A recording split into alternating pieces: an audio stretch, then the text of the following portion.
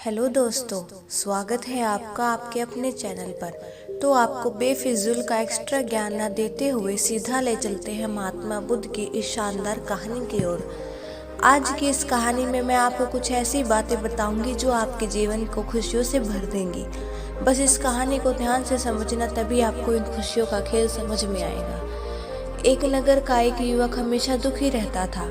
वो बस यही चाहता था कि उसका जीवन खुशियों से भरा रहे, मगर उसके जीवन में दुख ही दुख थे और वो बस यही पता लगाना चाहता था कि उसके जीवन में इतने दुख किस कारण से हैं। वो चाहता था कि वो अपना जीवन सुख से जिए और इसी कारण वो तनाव में रहता था और सभी से चिड़चिड़ेपन के साथ बात करता था और सभी से क्रोध से बात करने लग गया था, जिससे कि उसके सभी दोस्त और रिश्तेदार उससे दूर हो गए।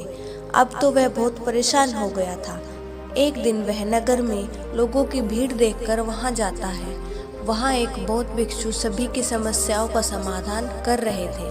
तो वो भी बौद्ध भिक्षु के पास जाकर कहता है कि हे महाराज, मैं बहुत दुखी हूँ, मैं कभी खुश ही नहीं रह पाता। उस युवक की बात सुनकर वो बौद्ध भिक्षु मुस्कुराता है और कहता है कि खुशियाँ तो तुम्हारे भीतर हैं, तुम्हारे आसपास बिखरी पड़ी हैं, बस तुम्हें नजर ही नहीं आ रही। अगर तुम्हें अपने जीवन में खुश रहना है तो तुम्हें इन 7 बातों का हमेशा ध्यान रखना होगा, फिर तुम कभी खुश दुखी नहीं रह पाओगे। बौद्ध भिक्षु से पहली बात बताते हुए कहते हैं कि कभी भी किसी से अपनी तुलना मत करो। तुम अपनी तुलना दूसरों से करने लग जाते हो कि उसके पास कितना धन है, वो कितना धनवान है, वो कितने अच्छे कपड़े पहनता है, और फिर ये सोच सोच कर तुम दुखी होते रहते हो और तुम्हारे अंदर हीन भावना आ जाती है। पर उस समय तुम अपने से गरीब व्यक्ति के बारे में सोचो तो तुम्हें पता लगेगा कि उनके पास तो रहने के लिए घर भी नहीं है और खाने के लिए खाना तक नहीं है। कम से कम तुम्हारे पास ये सब तो है, और वो सब फिर भी खुश रहते हैं क्योंकि वो अपनी तुलना कभी किसी से नहीं करते, क्योंकि उन्हें पता है कि सभी मनुष्य अलग अलग हैं। और अगर आपने ये बात समझ ली तो आप कभी दुखी नहीं हो पाओगे। अब बौद्ध भिक्षु ने से दूसरी बात बताते हुए कहा कि हमेशा नकारात्मक लोगों से दूर रहो, जो छोटी छोटी बातों पर दुखी होकर बैठ जाते हैं। दुख तो सभी के जीवन में होते हैं, कभी दुख आता है तो कभी सुख आता है। हमें ये दोनों परिस्थितियों में समान रूप से हैंडल करनी चाहिए। अगर आप ऐसे लोगों के साथ रहोगे जो स्वयं दुखी हैं तो आप भी दुखी ही रहोगे, जिससे आप तनाव का शिकार बन जाओगे। इसीलिए हमेशा ऐसे लोगों के साथ रहो जो खुश रहे और जिनकी सोच सकारात्मक हो। फिर बौद्ध भिक्षु उस युवक को तीसरी बात बताते हुए कहते हैं कि तुम्हें अपने परिवार के साथ वक्त बिताना चाहिए, क्योंकि हमारी खुशियाँ हमारे परिवार के साथ ही जुड़ी होती हैं।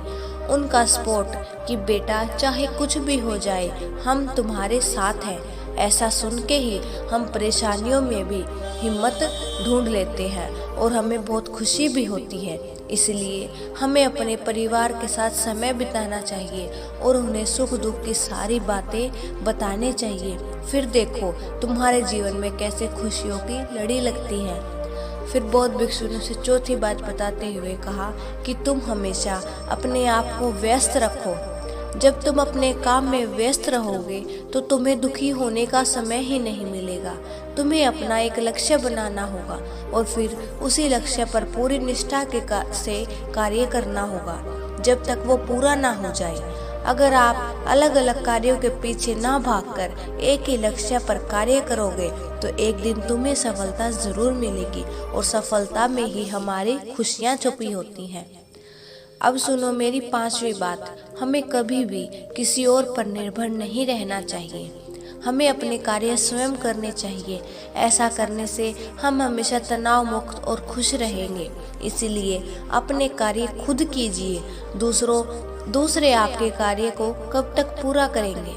तो अपने कार्यों के लिए दूसरों पर कभी निर्भर ना होकर खुद उन कार्यों को पूरा करने की हिम्मत रखिए।